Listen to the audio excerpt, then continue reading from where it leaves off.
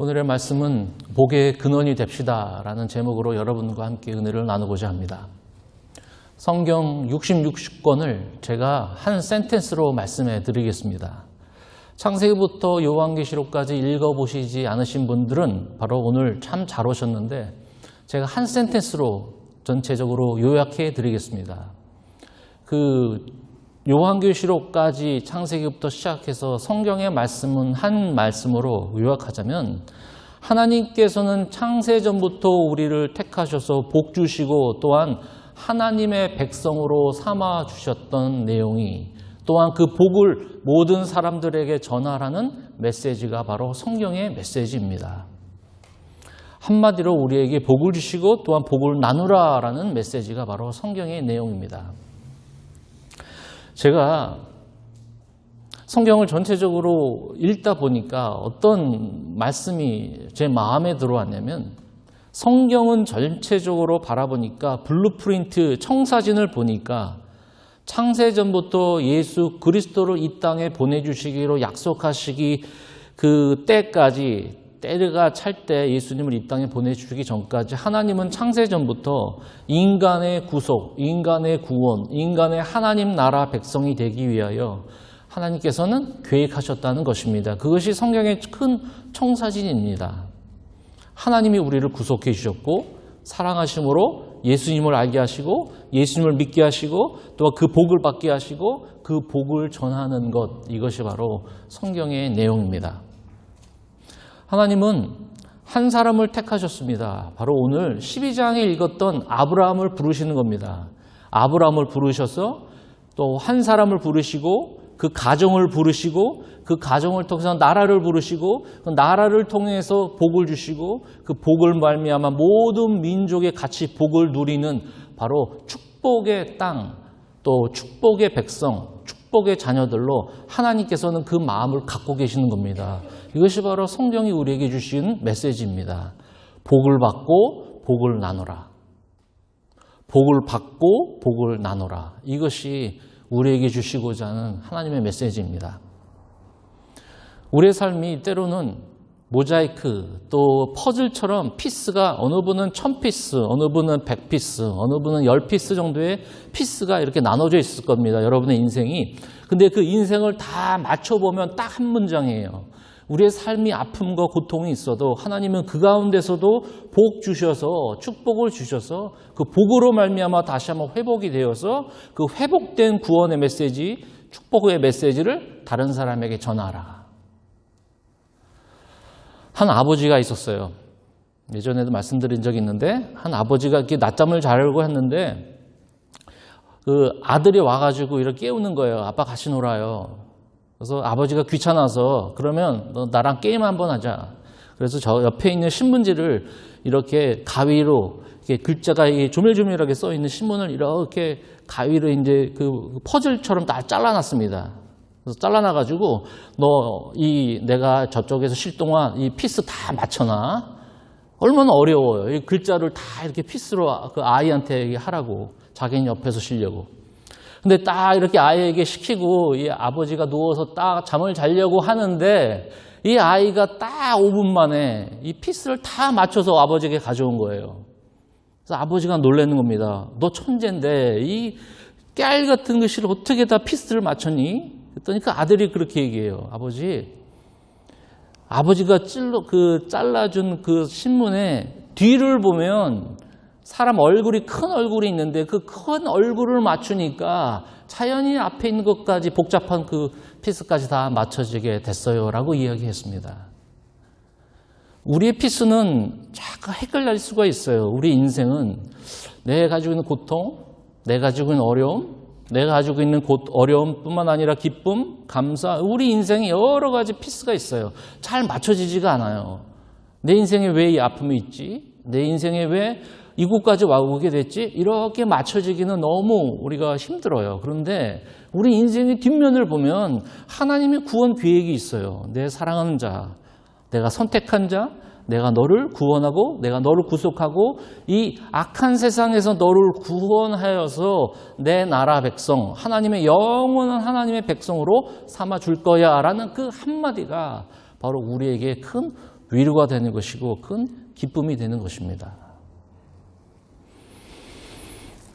창세기 3장에 인간이 하나님의 말씀을 불순종함으로 범죄하였어요. 그래서 4장에 쫓겨났어요. 4장부터 그래서 인간의 가지고 있는 모든 죄의 모습들이 드러나기 시작합니다. 4장부터 11장까지 대표적으로 노아 때 기억나시죠? 노아 방주를 보내주셨던 것. 노아 때는 하나님 향한 그 죄가 관영하고 팽배했기 때문에 한 사람도 하나님을 정말로 믿는 자들이 없었던 거예요. 그래서 하나님께서 심판을 하신 거예요. 또 노아 가족 8사람을 구원해 줬더니 또 사람들이 불어나니까 흩어져서 하려고 그랬더니 그것도 불순종해서 모아서 서로 탑을 세우기 시작했어요. 그게 바벨탑인데 그것도 하나님을 저버리는 거예요. 인간은 가망이 없다는 것이죠. 인간은 죄의 모습들이 다 이 11장까지 다 나옵니다. 우리가 아침마다 뉴스를 보면 놀랄 일들이 아니에요. 무슨 사건, 사고, 성경에 이미 다 나와 있기 때문에 성경에 이미 죄, 교만, 살인, 성범죄 또 그 죄악시되는 건 성경에 이미 다 기록되어 있습니다. 그렇기 때문에 이 세상에 있는 죄들은 그렇게 놀랄 일들이 아니에요. 이미 모든 인간들은 하나님 앞에 다 죄인이기 때문에. 어느 한 아들이 있었어요. 이 아들이 아버지한테 얘기합니다. 또 엄마한테 얘기합니다. 차 좀 빌려주세요. 제가 오늘 저녁에 우리 아이들하고 내 친구들하고 음악회 가기로 했어요. 그래서 제가 라이드를 쫙 해가지고 음악회 쫙 도와주고 싶어요. 그래서 엄마 아니면 아버지가 얘기합니다. 그래? 그러면 네 방 먼저 청소를 해. 그리고 또 차도 좀 이렇게 닦아서 가져가. 그랬더니 그 아들이 얘기합니다. 싫어요. 그게 중요한 게 아니라 내가 이 차를 가져가서 좋은 일 좀 하려고 그래요. 근데 그렇게 뭘 이렇게 부탁을 하세요? 안 하겠어요. 그러면서 아버지와 아들과 그 부모가 싸우기 시작합니다. 그래서 시간이 지나서 이 아들이 할 수 없이 차는 가져야 되니까 그러면 안 줄 것 같아서 그냥 억지로 차를 닦고 억지로 방을 청소했어요. 그래서 그 엄마가 키를 줬어요. 그래서 키를 가지고 또 차를 몰아서 친구들 다 음악회를 데려다주고 좋은 시간을 가졌어요. 여러분들이 보기에는 이 아들이 정말로 옳은 행동을 하는 아들일까요? 아무리 주위에 좋은 영향력을 끼치고 착한 일을 하여도 아버지와 아들, 그 엄마의 그 관계가 안 좋은데 과연 그 청년이 옳은 청년이라고 생각할 수 있을까요? 다른 친구들한테 좋은 일을 베풀면 됐지. 아버지, 어머니한테는 그런 마음이, 사랑의 마음이, 존경의 마음이 없다는 것. 우리 인간이 똑같은 것입니다. 아무리 겉으로는 착한 일을, 선한 일을 하여도 우리 마음속에는 하나님과 완전히 별거가 됐다면, 완전히 깨어졌다면 그것은 바로 죄인이라는 것이에요. 이 죄인을 하나님께서 구원코자 인간의 끝장까지 갔던 인간들을 마지막으로 하나님께서 모든 것을 계획을 보여주시는 것이에요. 그 처음 스타트가 어디냐? 아브라함을 부르시는 거예요. 12장. 말씀드린 대로 아브라함을 부르시고 그 가정을 통해서 나라를 만들고 그 나라를 통해서 하나님의 메시지 예수 그리스도를 보내게 하시고 그 예수 그리스도의 귀한 축복을 모든 민족들에게 나눠주라. 이것이 바로 요한계시록의 이야기예요. 예수 그리스도의 마지막 미션, 명령은 무엇입니까? 너는 가라. 모든 족속으로 가서 침례를 주고 가르쳐 지키게 하라. 이것이 바로 성경의 내용이에요. 복을 받는 데서 끝나는 것이 아니라 복을 주는 데서 그게 끝이에요. 우리의 목표인 것입니다. 그래서 오늘의 주제는 말씀드린 대로 다음 주 우리가 성탄절을 맞이하기 전에 꼭 기억할 것, 우리의 복의 근원이 됩시다. 하나님께서 아브라함을 부르셔서 복을 주시고 그 복을 전하게 하는 능력. 그래서 마태복음 신약의 1장 1절 처음에 신약은 이렇게 시작해요. 아브라함과 다윗의 자손 예수 그리스도의 세계라. 예수 그리스도를 어디서부터 시작해야 되냐면 아브라함부터 시작하는 것이에요. 왜냐하면 인간의 구속을 시켜주시기 위해서, 구원시켜주시기 위해서 하나님은 갑자기 인간 역사에 뚝 떨어진 것이 아니라 마치 이단처럼 누가 계시를 받고 누가 희한한 환상을 봐서 시작하는 그런 이단들이 아니라 하나님께서는 이전부터 창세전부터 그 아들을 보내시기로 약속한 것이 어디서부터 계획은 창세전부터 그 실황은 바로 아브라함부터 시작을 하셨다는 것이에요. 그래서 성경은 한 스토리예요. 한 이야기예요. 예수 그리스도를 보내주셔서 예수 그리스도를 통해서 복을 받고 그 복을 전하는 것. 그래서 우리도 복의 근원이 됩시다라는 주제로 여러분들에게 함께 은혜를 나누고자 합니다. 먼저 12장 1절 보세요. 여호와께서 아브라함에게 이르시되 너는 너의 고향과 친척과 아버지의 집을 떠나 내가 내게 보여줄 땅으로 가라. 복의 근원이 되기 위해서 하나님께서는 먼저 아브라함에게 말씀하십니다. 두 가지 중에 한 가지. 첫 번째 12장 1절 보니까 어디를 떠나는 겁니까? 고향과 친척과 아버지 집을 떠나라 라고 이야기합니다. 보여줄 땅으로 가라기 전에 너는 떠나라 라고 이야기합니다. 이때 당시는 유목 생활을 했기 때문에 이 장소를 옮겨 다니면서 이들이 이사를 다녔어요. 그런데 지금처럼 우리는 이사짐 센터도 잘 준비되어 있고 온라인으로 많이 혜택을 받아서 이사하려면 참 편해요. 근데 이때는 가족 중심으로 되어 있기 때문에 가족을 떠난다는 것은 그렇게 쉽지가 않은 선택이었어요. 그런데 하나님께서는 복의 근원이 되기 위하여 아브라함에게 먼저 말씀하신 게 바로 너는 본토 친척 아비 집을 떠나라 라고 말씀하세요. 첫 번째 복의 근원은 익숙한 데서 떠나는 것에 있는 것이에요.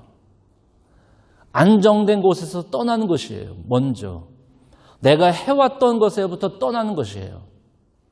육상 선수가 100m, 400m 똑같아요. 그 트랙을 계속적으로 똑같이 시작해서 똑같이 이렇게 움직이고 끝이 똑같아요. 왜냐하면 똑같은 방향으로 똑같은 힘으로 유니폼을 달리해도 속도를 달리해도 똑같은 시작은 똑같은 끝이 돼 있어요. 왜냐하면 그것이 이렇게 익숙하니까.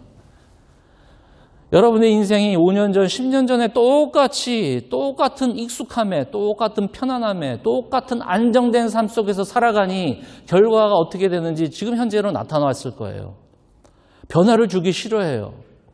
내가 원하는 방향, 내가 편한 방향, 익숙한 방향 그 자리에 남아있기를 원해요. 하나님은 여러분들 우리에게 축복을 주시기 위해서는 우리가 있는 곳에서는 먼저 안정된 곳으로 떠나기를 원하세요. 그래야지 하나님을 믿게 되니까요. 노아 방주 아시죠? 노아 방주를 하나님께서 아주 기가 막히게 만들게 하셨어요. 너무 디테일해서요. 이 노아는 하나님의 음성을 얼마나 디테일하게 들었으면 3층으로 짓고 어떻게 짓고 무슨 나무로 짓고 얼마나 그렇게 하나님의 명령을 순종했어요. 근데 노아 방주를 보니까 희한한 게 있어요. 거기엔 돛이 없어요. 닷이 없어요. 노전 있는 게 없어요. 왠지 아세요? 너 내 인생 모든 걸 움직이는 거는 바로 나야. 이 세상을 움직이는 건 바로 나야. 너는 힘 빼. 너는 힘 줄 거 없어. 너는 내가 말하는 대로 순종해. 아브라함은 순종으로 응답했어요. 익숙함, 안정됨, 편안함, 50년, 60년, 70년을 똑같이 매년마다 12월 다짐해도 1월, 2월 가면 또 이렇게 깨지는 이유가 뭔지 아세요? 똑같은 방향으로 시도하기 때문에 그래요. 익숙한 게 좋으니까. 나쁜 습관, 더러운 습관, 나를 해치는 습관은 과감하게 떠나야 돼요. 떠나지 않으면 축복과 복의 근원이 될 수가 없습니다. 아브라함이 있었던 갈대아 우르에서 불렀어요. 그리고 그 아버지가 하란에서 죽었어요. 그러면서 아브라함을 떠나라는 것이에요. 가족을 버리라는 것이 아니에요. 너 익숙한 곳을 떠나라는 것입니다. 편안한 것을 떠나라는 것이에요. 똑같게 살지 말라는 거예요. 오직 나만 따르라는 것이에요. 내가 보여줄 땅으로 가라. 아브라함은 갈대를 알지 못했어요. 히브리서 말씀 보면 갈 바를 알지 못했대요. 근데 어떻게 떠날 수 있을까요? 왜냐하면 하나님이 부르셨기 때문에. 어디로 가라서 가고 싶었던 게 아니에요. 지금처럼이면 하나님 어디로 가야 됩니까? 좀 확실한 답을 주세요. 그러니까 움직이질 않아요. 왜냐하면 우리가 머리 안에 이해적으로, 이상적으로 이해를 다 해야 되니까 움직여야 되잖아요. 이렇게 말을 하면 하나님께서 말씀하시면 그냥 할 마음이 없어요. 왜냐하면 이해가 안 되니까. 그거 내가 해봤는데 거기에는 기적이 없어요. 좀 익숙하지 않은데 보내지면 그냥 하나님이 부르셨으니까 그냥 조용히 하는 거예요. 하나님은 우리의 생각과 다르잖아요. 우리가 길이 다르잖아요. 근데 우리의 생각으로 계속 세상적인 방법으로 살아갔다면 복의 근원이 아니에요. 복의 근원은 세상 복을 받을 수는 있죠. 세상을 쫓아가면. 근데 세상을 떠나야 되는 거예요. 죄의 모습을 떠나야 되는 것이에요. 나쁜 습관이 있으면 떠나야 되는 것이에요. 익숙한 것을 떠나야 되는 것입니다. 우리가 나쁜 습관, 안 좋은 것들을 다 버리려면 꼭 잃은 것 같아요. 그래서 잘 버리지 못하는 겁니다. 어느 한 사람이 경찰한테 스피드를 한번 걸렸어요. 그러면 그 사람은 실수한 겁니다. 근데 두 번째 스피드를 또 걸렸어요. 그러면 우연이죠. 참 어떻게 또 걸릴 수가 있나. 우연이나. 다른 사람은 안 걸리는데 내 또 걸리네. 그럼 우연이에요. 세 번째 걸리면 그 사람은 그 삶의 습관이에요. 그 습관을 버려야 돼요. 버리지 않으면 세상적인 축복은 받을 수 있어요. 그런데 영적인 영원한 축복은 우리가 받지 못합니다. 떠나질 못하는 거예요. 아브라함은 75세 때 불렀어요. 이 아브라함이 죽은 나이는 175세예요. 그러니까 아이는 100세. 그러니까 거의 75세 동안 아들이 없는데 2절 보시면 내가 너로 큰 민족을 이루겠다라고 얘기했어요. 아니 아들이 없는데 무슨 민족입니까? 내가 지금 떠돌아야 하는 사람인데 하나님이 나중에는 시청각적으로 보여주는 거죠. 모래처럼 하늘의 별처럼 너 그 자손들이 될 거야. 아니 아들이 없는 사람한테 무슨 그냥 가라니까 가는 거예요. 때로는 우리에게 무모한 것도 필요한 것 같아요. 하나님이 말씀하셨으면 내 느낌이 아니라 내 감정이 아니라 내 이해가 아니라 내가 계획하면 내가 계획한 결과가 나올 거예요. 그런데 하나님이 계획하신 거를 우리가 순종하면 하나님의 방법이 된다면 그건 엄청난 능력이 나타나는 것이거든요. 왜 익숙함을 떠나지 못한지 아십니까? 내가 편하니까. 내 방법이 편하니까. 내 생각이 맞으니까. 그러면 우리는 하나님보다 넘으려는 그런 생각들이 우리에게 있다는 것입니다. 2004년 미국에 참 희한한 남자 학생이 있었어요. 이거는 대대적으로 CNN뿐만 아니라 이 미국 뉴스에 많이 나온 희귀한 좀 일이에요. 한 청년이 페이퍼 클립 알죠? 페이퍼 클립 종이 끼는 클립을요. 요거를 책상 우연히 보다가 이거를 다른 사람하고 한번 바꿔보자. 그러니 온라인으로 됐는지 연락을 했는지요. 밴쿠버에 있는 어느 여자분하고 볼펜하고 바꿨어요. 그럼 너랑 나 바꿀래? 그래, 바꾸자. 그래서 이 볼펜을 가지고 이거 다른 사람하고요. 캠핑 버너 있죠. 버너 이렇게 불 내는 거. 그거를 바꾸기 시작해 또 바꿨어요. 버너를 바꿔서 나중에 무비 티켓, 영화 티켓하고 또 바꿨어요. 14번째 바꿔서 뭐까지 산지 아세요? 2층짜리 이 농장 건물까지 그걸 바꿨대요. 14번 만에. 페이퍼 클립으로 시작해서. 좋은 게 나오기 위해서는 기브업 할 줄 알아야 돼요. 우리는 기브업을 못해요. 그로업 하기 위해서는 to give up. 하나님은 우리가 가지고 있는 꽉 찬 마음으로 오라 그러지 않았었어요. 하나님 우리에게 everything 너 가지고 있는 거 give up. 너 나한테 와. 그래야지 하나님이 순종하기 참 좋잖아요. 한국에 있는 갈비집 하는 어느 사장님이 희귀한 방법으로 아주 대박이 났어요. 갈비집 하는 분이 이렇게 생각했어요. 요즘 SNS 사람들 많이 하니까 팔로워들 있잖아요. 이렇게 트위터 같은 거 팔로우하고 트위터에 한 사람당 10원을 계산해서 자기한테 오면 다 보여주면 10원씩 디스카운트 해주기 시작했어요. 그래서 3만 명인 사람이 오면 30만 원인가요? 10원씩 계산해서 그러면 30만 원을 디스카운트 해주는 거예요. 그럼 그 사람이 와서 실컷 먹고 근데 그 사람이 자기 팔로워들한테 이게 쓰는 거예요. 내가 여기서 갈비집에서 밥을 먹었더니 내가 이런 대박이 났다. 그러다 2만 명, 3만 명, 5만 명이 있는 그 팔로워를 가지고 있는 사람들이 와가지고 그 갈비집에 와서 디스카운트 받고 후기를 올리는 거예요. 거기는 3만 명한테. 근데 결국 사람들이 저 집은 망할 거야 라고 생각했는데 그 집이 오히려 대박이 났어요. 사람들이 알려지니까 희생해야지 복이 오는 거예요. 희생해야지 뭔가 버려야 돼요. 버리지 않으면 익숙한 것에 떠나지 않으면 여러분 기적이 일어나지 않습니다. 그러기 위해서 좋은 거로 바꿔야 돼요. 그냥 기브업하면 손해보니까요. 더 좋은 관계를 위해서는 내 시간을 버려야 돼요. 더 좋은 관계를 위해서는 제 돈을 조금 써야 돼요. 더 좋은 곳을 가기 위해서는 내가 참고 기다려서 세이빙해서 그곳을 갈 수 있어요. 근데 우리는 기다리지 않아요. 내가 원하는 것 다, 하나님이 원하는 것 다, 그냥 세상적인 복에 복을 하다 보면 자연스럽게 세상 복으로 쓸려나가게 되는 것입니다. 좋은 습관으로 바꾸세요. 무조건 버린다 그러면 손해본 느낌이니까 좋은 거를 좀 바꾸세요. 2020년에는 우리 모두가, 우리 새로운 교회 성도분들이 뭘 하지 말아야지가 아니라 그거를 하지 말아야 될 거를 더 할 수 있고 그거를 이길 수 있는 더 좋은 곳으로. 말씀 보는 게 얼마나 힘들어요. 하루에 15분, 20분 보기 너무 힘들어요. 집중이 안 되니까. 근데 이 세상에서 가장 하나님께서 약속하신 그 축복을 얻기 위해서는 15분, 20분이 뭐예요? 30분의 그 맛을 아는 것, 하나님의 선하심을 맛보아 알지하러 그 맛보는 사람만 하나님의 능력이, 그 축복이 있는 거예요. 기적이 일어나는 겁니다. 세상과 물질과 세상과 하나님, 돈과 하나님을 같이 섬길 수는 없어요. 뭔가를 하나는 기법해야 돼요. 예수님이 제자들에게 나를 따라오너라. 나를 따라오너라. 너 물고기 거두는 거 오케이. 너 그거 계속 이렇게 하면 살 수는 있어. 나를 따라와. 그러면 너에게 사람 낚는 어부가 될 게 아니에요. 그 어부가 결국 하나님 나라에 엄청난 하나님의 능력을 할 수 있는 그 편안함과 익숙함을 버리지 않았습니까? 하루는 예수님이 제자들과 함께 배를 타고 걸어가고 예수님은 쉬시느라고 뒤에 계셨어요. 제자들이 이렇게 배를 타고 자기들끼리 갈릴리 호수를 건너가고 있는데 풍랑이 일어나고 있어요. 그래서 빠지기 일보 직전이에요.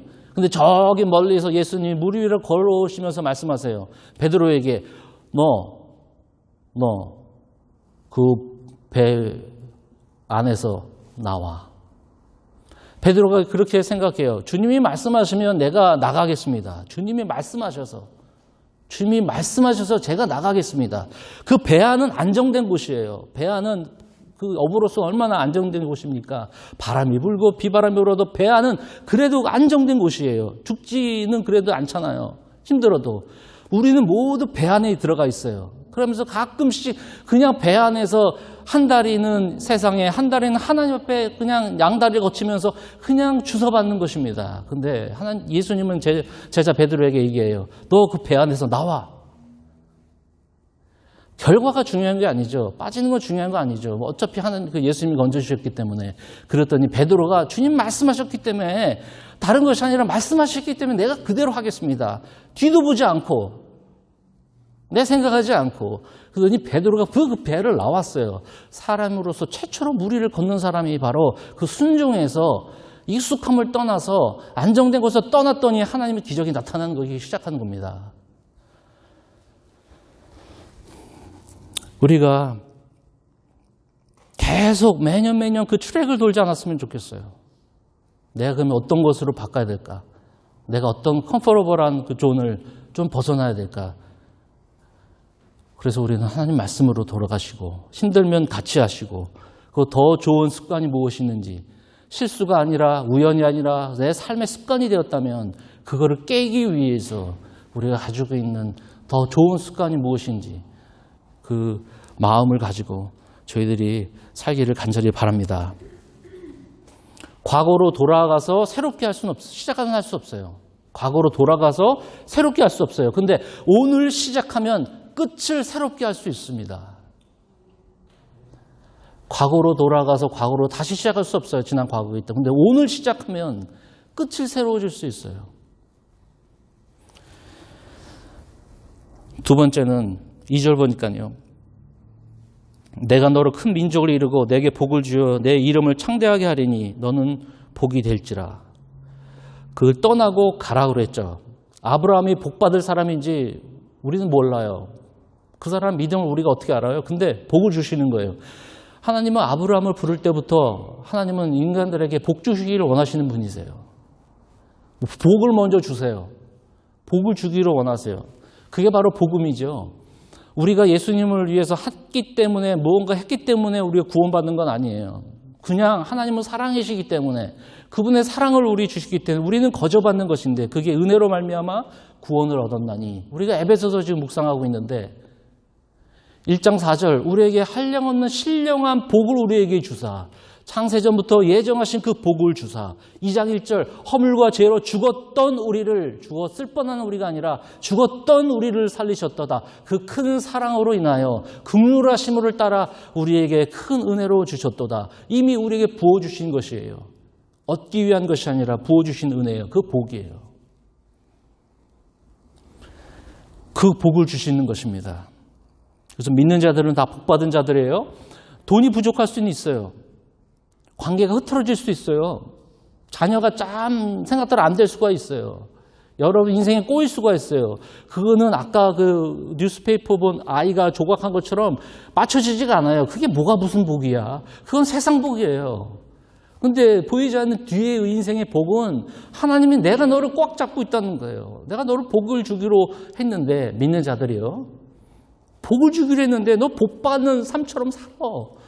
그리고 복을 가지고만 있지 말고. 그게 바로 복음입니다. 3절 한번 보세요. 너를 축복하는 자에게는 내가 복을 내리고 너를 저주하는 자에게는 내가 저주하리니 땅의 모든 족속이 너로 말미암아 복을 얻을 것이라. 너로 말미암아 누가 복을 받아요? 너로 말미암아 누가 복을 받아요? 모든 민족이래요. 아니 아브라함의 복 받는 것도 좋은데 그 가정만 복 받으면 좋은데 너 때문에 모든 민족이래요. 그래서 제가 말씀드렸죠.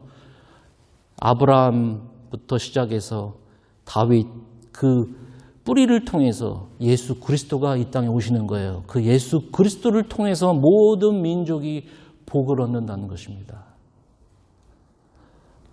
두 번째, 복의 근원이 됩시다. 축복을 남겨라. 아까는 익숙한 것을 떠나라. 그리고 복의 근원이 되는 것, 예수 그리스도를 믿는 자들에게는 바로 축복을 남겨라. 이거예요. 축복을 남겨라.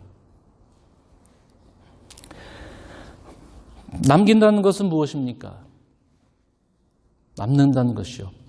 우리가 자녀들에게 많은 사람들에게 좋은 모습을 남기고 떠나는 거 참 좋아요. 그런데 우리가 남겨야 될 것은 바로 하나님께서 우리에게 주신 축복, 복이에요. 바로 구원의 소식이에요. 이런 것들을 어떻게 해요? 남기라는 것이에요. 자녀들한테 또 주위 있는 사람들한테 좋은 사람으로 이렇게 기억되는 거 참 좋은 것 같아요. 그런데 그거는 한 시대뿐이에요. 한 순간이에요. 한 시대뿐이에요. 근데 우리가 남겨야 될 복은 무엇이냐면 영원한 복이에요. 영원까지 가는 복이에요. 너로 말미암아 복을 얻을 것인데 그 예수 그리스도의 복인데 그래서 아브라함의 영적인 우리는 자손들이에요. 갈라디아서, 요한계시록, 로마서 아브라함의 영적인 복이에요. 믿는 자들은 영적 자손들입니다. 그래서 이 복을 한 시대가 아니라 영원한 복을 남기라는 것이에요. 여러분 자녀들한테 좋은 거 남겨주면 그 자녀들이 좋아하겠죠. 그런데 엄마 아빠 감사할까요? 뭐 엄마 아빠 당연히 이거는 내가 받는 거 별로 감사하지 않아요. 여러분 솔직히. 나중에 부모님들에 감사합니다라고 이렇게 어려울 때 생각할 수는 있어요. 어버이 주일 때. 근데 우리가 남겨야 될 것은 자녀들한테만 남기는 거 아니에요. 형제들한테만 남기는 거 아니에요. 모든 민족, 여러분의 가까운 사람에게 영원한 복을 남겨야 돼요. 그게 바로 구원의 소식입니다. 바로 예수 그리스도의 축복을 전하는 것입니다. 제가 한 사람의 이야기를 들었어요. 어느 목사님, 한국에 있는 어느 목사님이 어느 장로님을 찾아갔어요. 젊은 목사님이 부부와 함께 어느 장로님을 찾아갔대요. 그래서 장로님은 처음 만나는 목사님이라서 무슨 일로 나를 연락해서 왔냐고? 그랬더니 그 목사님의 부부가 이 주머니 안에서 이렇게 봉투를 꺼내서 이 장로님한테 줬대요. 이거 20만 원인데 이 용돈으로 쓰세요. 아니 목사님인데 왜 나한테 이거 줍니까? 모르는 분이니까요. 그랬더니 그 장로님이 그렇게 그 장로님이 의아해하니까 이 목사님이 그렇게 얘기해요. 사모님하고 제가 신학교 때 힘들게 공부하는데 장로님 어머님이 저한테 장학금을 주셨어요. 어려울 때. 제가 그 장학금을 받고 다 힘이 나서 내가 정말 힘들게 아르바이트하고 했는데 내가 그걸 졸업하고 하나님께서 나에게 큰 비전을 주셔서 내가 많은 일을 하게 됐어요. 그게 너무 생각하고 감사해서 그 아들이 누군지 수소문해서 찾아서 그렇게 돈을 전해주는 거예요. 여러분, 목사님이 아니라 남겨도 영원한 거 남겨야 되잖아요. 동물처럼 가족을 남기시겠어요? 이 인생처럼 무슨 이름만 남기시겠어요? 요즘 보니까 회장님들 다 이렇게 가시는데 회사 남겨서 회사 가족들한테는 좋겠죠. 자녀들한테, 사회한테는 좋겠죠. 영원하지가 않을 것 같아요. 이 세상에 인생샷을 남기라 그러죠. 이번에 손흥민 선수가 인생 골을 넣었는데 작가들은 인생 글을 남기고 인생 책을 남기려고 그러고 과학자들은 인생 발명을 남기려고 아주 무지하게 사용합니다.